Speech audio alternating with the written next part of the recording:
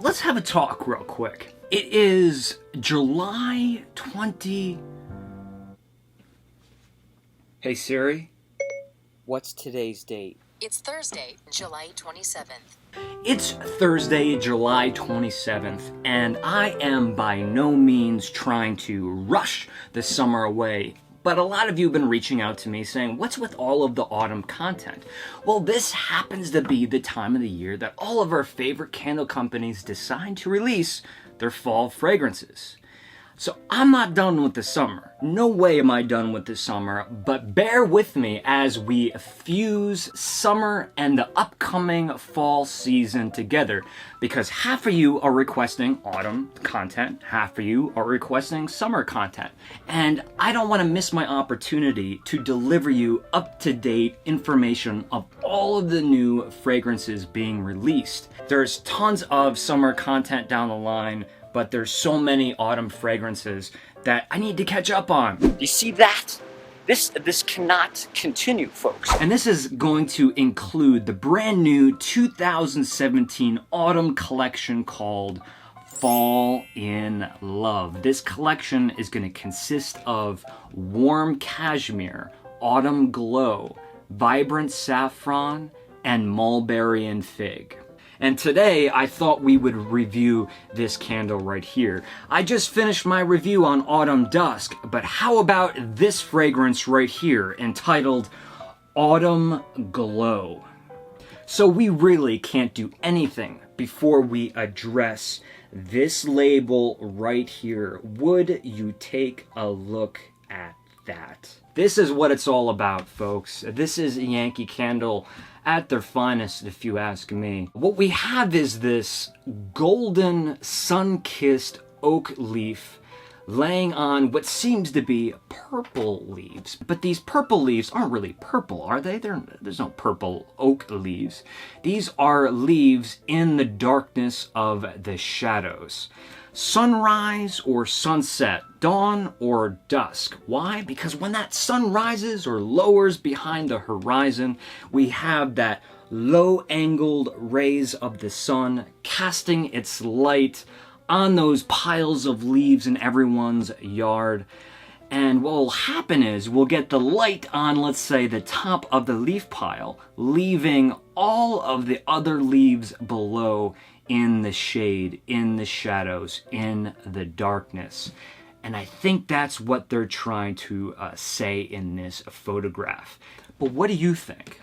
And let's talk about this name, Autumn Glow. Seems to fit perfectly. We almost read it and don't even think twice about it. But yet another candle that references the relationship of light, glow. We see dazzling, we see radiance, we see shimmering, shining, sparkling. All of these synonyms for light. And I get it, candles are a source of illumination. But we also too have to remember how we respond emotionally to these synonyms of light. So with the picture, with the name, Yankee Candle has completely set the stage. There's nothing left to do but to jump right in here and give this a sniff. Let's do it.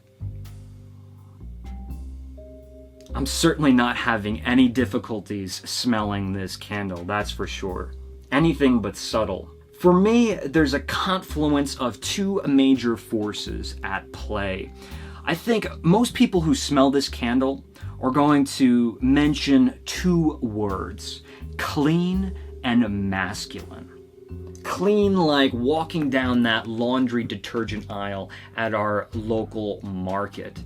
Or that internal image that we all have of the classic country laundry room. You know, the windows swung open, the curtains blowing in the wind, maybe there's a wicker basket with freshly clipped flowers. Now we see that image on products, in ads, on billboards for things like detergents and fabric softeners all of the time.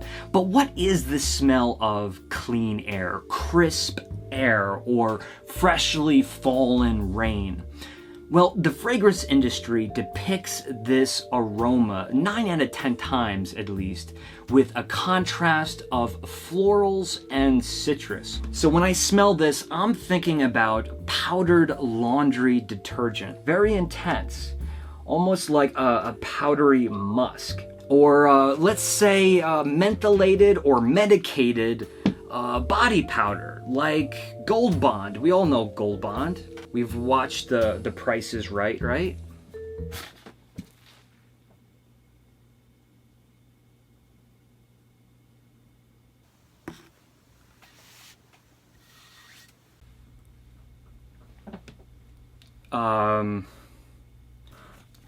Gold Bond. It's all over my desk here. So now that I have Gold Bond floating in the air, I'm getting menthol, but I'm also getting eucalyptus too, which is totally a great point. It does also have that eucalyptus-like aroma. Makes us think that we're experiencing a cold environment. And what's cooler than an autumn morning or an autumn evening? I mean, I guess a winter evening or morning, but let's move on. It's a baby powder massacre. And as far as that citrus is concerned, I smell it. Lemon lime zest. And you know me, I like to reference nostalgic items. There's a little bit of a candy-esque side to this lemon and lime. We could almost say Trix breakfast cereal lemon lime. Yeah. And vanilla. Vanilla is gonna soften everything up, add a little bit of creaminess. Raw almonds, whether you snack on raw almonds or you drink almond milk, you'll know what I mean. That vanilla and that raw almond give this a satin smooth creaminess to it. But what about those florals that I mentioned before? There is massive florals at play in here. I am going to classify them as dried lavender, lily of the valley, and honeysuckle. But here's the thing, all of the notes that I just mentioned are really just accents or embellishments of that masculine aspect that I was talking about before. And what I mean by masculine is really cologne. Old school, classic, sophisticated man. I mean, just think about what Cary Grant's closet would smell like. Or better yet, the interior of his car. The cigar smoke, the smell of the worn-in brown leather gloves, and of course, the lingering aroma of cologne. And as we all know, there are so many ingredients, so many complexities that go into making men's cologne. A lot of them being aldehydes, compounds, but one that came to mind was this one right here, Brut by Fabergé. The Essence of Man, classic scent. Yeah, well, it does not smell like Autumn Glow, but it's playing by the same rules. Lots of florals and very herbaceous, a lot of herbs as well. So here, as far as the herbaceous notes, I'm getting sage, basil, I'm smelling sassafras. But other things that I'm smelling that add to the cologne effect, that clean, soap-like amber, freshly sliced ginger, a little bit of this spicy clove, patchouli adding more to that herbal / earthy note, some of this spicy clove. I'm gonna say lavender again, that muskiness from the powdery element that we talked about before. A little bit of tobacco too. Birch. Birch is important. If you've ever smelled birch oil before, yes, of course, it's got a very woody, resinous smell, but it also has this wintergreen aroma and flavor if you've ever had a birch beer before. But whenever you find fragrances that have citrus, patchouli, amber, and tobacco, you usually find tonka bean. And if you look at Yankee Candle's fragrance notes, one of the base notes is going to be tonka bean. And if you ever have a chance to smell Tonka bean isolated on its own, not mixed with anything else, it does have this dried hay smell to it, which adds to the reality of the freshly fallen foliage of the forest floor. Freshly fallen foliage of the forest floor. Freshly fallen foliage of the forest floor. Alliteration. If you are more compelled by the perfume and cologne-driven fragrances, this one for the season of autumn is probably going to work for you. Very powerful, intense smell, cold. Autumn glow. High complexity, many layers of things happening here. Conceptually, this definitely works for me. I get it.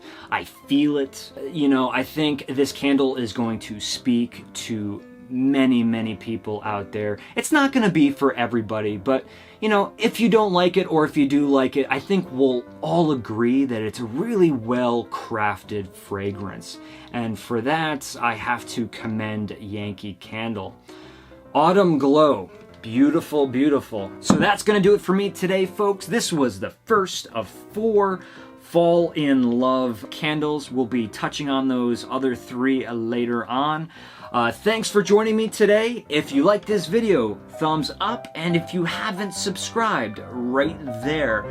Thanks so much for watching, and I'll see you folks real soon. But until then, be good.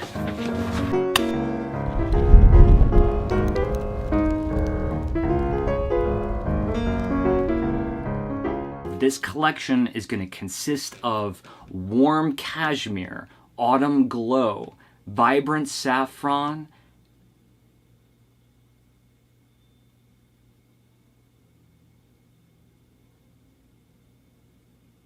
and mulberry and fig.